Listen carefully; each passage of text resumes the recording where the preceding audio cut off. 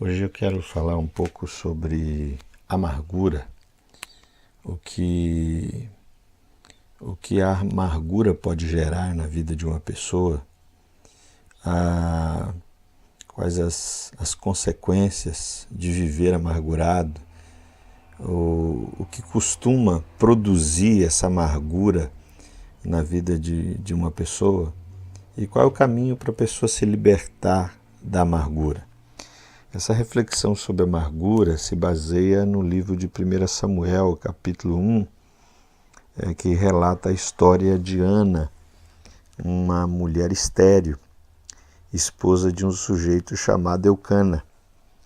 Naquela época, o costume que se tinha era de que o homem se casando, essa primeira mulher não lhe dando filhos, ele tinha a oportunidade de um outro casamento, de buscar uma outra esposa que lhe concedesse filhos. E essa prática foi se desenvolvendo no meio do povo de Israel. E o texto de 1 Samuel nos fala dessa experiência familiar vivida entre Eucana, Ana e a sua segunda esposa, Penina. Ana não conseguiu dar filhos a Eucana, mas Penina, sim, conseguiu gerar filhos. Anualmente, essa família subia ao templo para prestar culto, para ceiar juntos, como sinal de comunhão. Mas todas as vezes que o texto diz que eles se reuniam para ceiar, esse momento era extremamente doloroso para Ana. O capítulo 1, no verso 3, diz assim: Este homem, no caso Eucana, subia da sua cidade de ano em ano a adorar e a sacrificar o Senhor dos Exércitos em Siló. Estavam ali os 2 filhos de Eli, Ofni e Finéias, como sacerdotes do Senhor. No dia em que Eucana oferecia o seu sacrifício, dava ele porções deste a Penina, sua mulher, e a todos os seus filhos e filhas.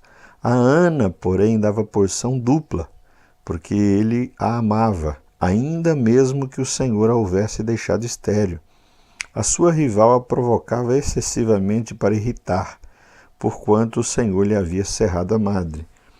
E assim o fazia ele de ano em ano, e todas as vezes que Ana subia à casa do Senhor, a outra a irritava, pelo que chorava e não comia. Então Eucana, seu marido, lhe disse: Ana, por que choras? E por que não comes? E por que estás de coração triste? Não te sou eu melhor do que 10 filhos? Após terem comido e bebido em Siló, estando Eli o sacerdote assentado numa cadeira junto ao pilar do templo do Senhor, levantou-se Ana e com amargura de alma orou ao Senhor e chorou abundantemente. E fez um voto, dizendo ao Senhor dos Exércitos: Se benignamente te atentares para a condição, para a aflição da tua serva, e de mim te lembrares, da tua serva te não esqueceres, e lhe deres um filho varão, ao Senhor o darei por todos os dias da sua vida, e sobre a sua cabeça não passará navalha. Demorando-se ela no orar perante o Senhor, passou Eli a observar-lhe o movimento dos lábios, porquanto Ana só no coração falava, seus lábios se moviam, porém se não lhe ouvia voz nenhuma, por isso Eli a teve por embriagada. E ele lhe disse: Até quando estarás tu embriagada? Aparta de ti este vinho. Porém Ana respondeu: Não, Senhor meu, eu sou mulher atribulada de espírito. Não bebi nem vinho, nem bebida forte, porém venho derramando a minha alma perante o Senhor. Até aí, esse é um texto lá no livro de 1 Samuel, capítulo 1, uma história muito rica que fala da experiência de amargura de Ana. O que nós podemos identificar nesse texto como característica de uma pessoa amargurada, olhando para a vida de Ana num primeiro momento? Primeira coisa que dá para destacar é que Ana era alvo do amor de seu esposo, Eucana. E esse amor era incondicional. porque ele a amava, mesmo ela não lhe dando filhos, mesmo ela sendo estéril. O verso 5 diz isso. Mas tem um problema, Ana não usufrui desse amor, porque quando eles se assentavam para ceiar, era um momento também que Eucana expressava esse amor, mas Ana não conseguia receber esse amor, porque estava amargurada pelo fato de ser estéril e outras situações mais.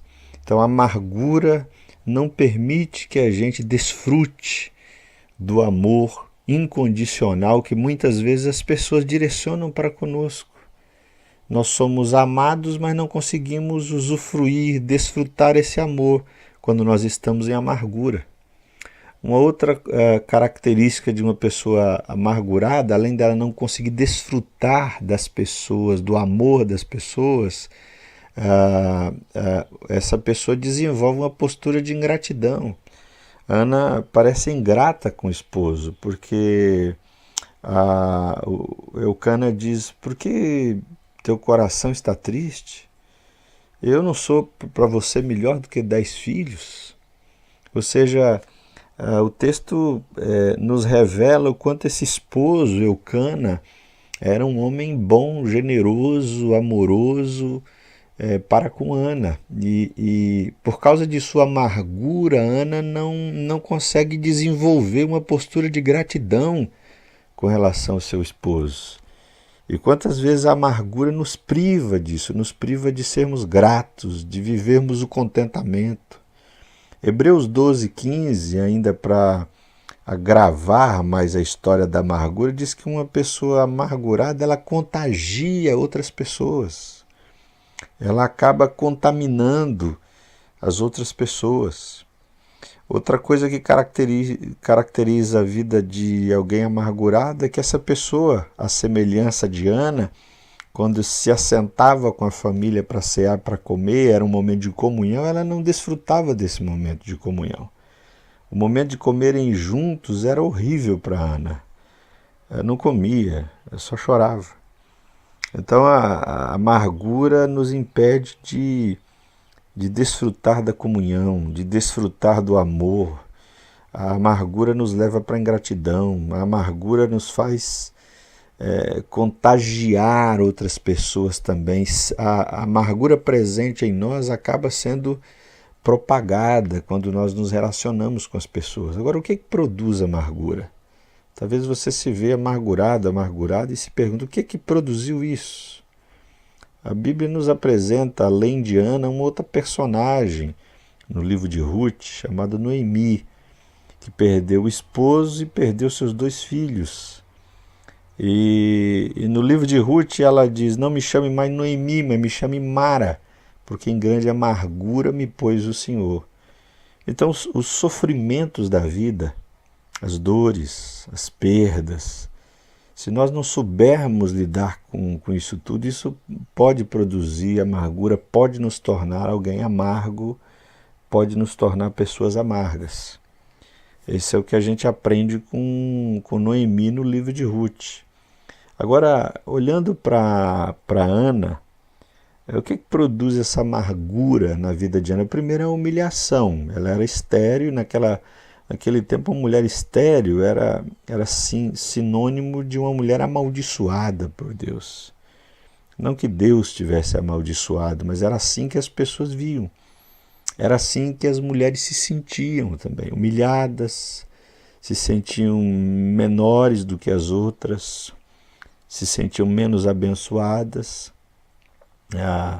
Isso vai amargurando, porque Ana carrega consigo essa sensação de fracasso, não conseguiu desempenhar a sua missão de mãe naquela época, que se restringia, a função da mulher se restringia muito a isso, a gerar filhos. Então Ana fracassara nessa missão.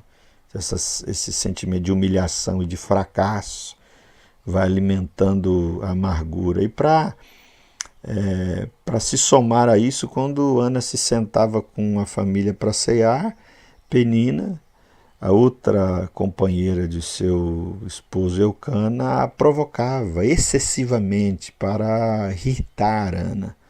Ana era irritada todos os anos nessas celebrações familiares. Quando eles subiam o templo, iam comer juntos, Penina irritava profundamente Ana. Jogava na cara de Ana o seu fracasso, né? É complicado isso, quando as pessoas esfregam na nossa cara o nosso fracasso, a nossa derrota, a nossa incapacidade. Se a gente não souber lidar com isso, a gente cai em amargura e vive uma vida assim, com sabor de fel. Agora, Ana mergulhou na amargura por causa dessas coisas, né? Talvez você tenha mergulhado também, ou conhece alguém que tenha mergulhado na amargura por causa das suas dores, seus sofrimentos, seus fracassos, por conta das situações humilhantes que essa pessoa viveu. Mas a pergunta mais interessante para nós é qual é o caminho para a gente se libertar da amargura? Porque se eu olho para mim e me vejo amargurado, qual é o caminho para eu me libertar, para eu sair da amargura? O texto diz que Ana se recolhe em oração. Ela, verso 10, 11, fala dessas coisas. Ana se levanta e diz no verso 10 que ela orou ao Senhor. E verso 11 ela se comprometeu, se recebesse um filho daria ao Senhor. Então a oração é um caminho que Deus colocou para mim e para você, para nós desfrutarmos de uma comunhão com Ele, de nós dialogarmos com Deus, de nós abrirmos o coração. Diz a palavra que Ana derramou a sua alma perante o Senhor, de nós vomitarmos aquilo que está nos fazendo mal, de nós colocarmos para fora isso. E Deus é esse que pode entender muito bem as questões do nosso coração, e nós podemos nos abrir com Ele. Ana faz isso, ela derrama, ela fala da sua aflição, sua angústia diante de Deus. E o texto diz lá no final que Ana saiu dali depois de tudo, de conversar com o sacerdote, depois de orar, e diz: o semblante dela já não era mais triste. É extraordinário. Você pode ter essa experiência de, vivendo em amargura, se recolher em oração, invocar a esse Pai amoroso, e Ele te envolver com o seu amor, e Ele trabalhar no seu coração de tal modo que daqui um pouco seu semblante de amargura, de aflição já não é mais o mesmo, já não é mais o semblante de tristeza. Eu quero convidar você para orar, crendo que Deus pode fazer isso com você hoje. Pode te tirar dessa amargura hoje, pode te tirar desse mar de fel hoje, colocar um hino de louvor nos seus lábios, colocar cânticos de júbilo, de alegria na sua boca. Pai, nós te damos graças porque se a vida pode nos proporcionar amarguras e dissabores e sofrimentos e nos levar mesmo a esse amargor, o Senhor é o Deus a quem podemos invocar, que estende para nós a sua mão e que pode mudar o nosso semblante, o nosso coração, como fez com Ana, e o seu semblante já não era mais o mesmo, já não era mais de tristeza, já era de esperança. Deus visita cada um, cada uma nesse dia, renova o coração e que isso ganhe expressão no semblante de cada um, e que os outros vejam que os seus semblantes já não são mais de tristeza e de amargura, mas de alegria, de contentamento, de felicidade. Que seja assim em nome de Jesus. Que o Senhor te abençoe nesse dia, nesse restante de semana. Quero deixar para você um convite, você que deseja nos visitar ali na Igreja Metodista. Os nossos cultos acontecem nas quintas-feiras às 20 horas e aos domingos às 19h30. De modo especial, sábado agora, nós teremos o nosso projeto com as crianças. E ali as crianças são ministradas na palavra e depois elas compartilham questões da vida delas nos pequenos grupos e posteriormente participam de uma oficina. Por exemplo, nós temos oficina de desenho, uma pessoa que ensina as crianças a fazer desenhos. Nós às vezes temos oficinas de culinária, as crianças aprendem a fazer alguma coisa nessa área.